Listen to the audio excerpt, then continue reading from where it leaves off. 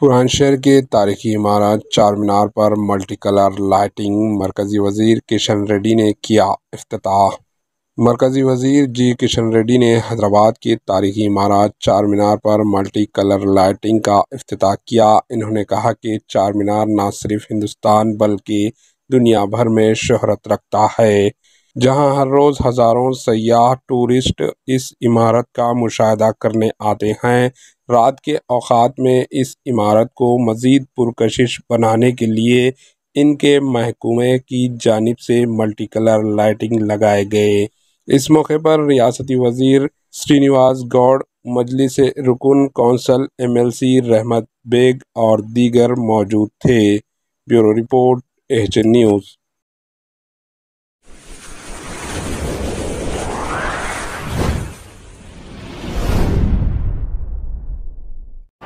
H N news کو like کریں، share کریں اور سبسکرائب کرنا نہ بھولیں۔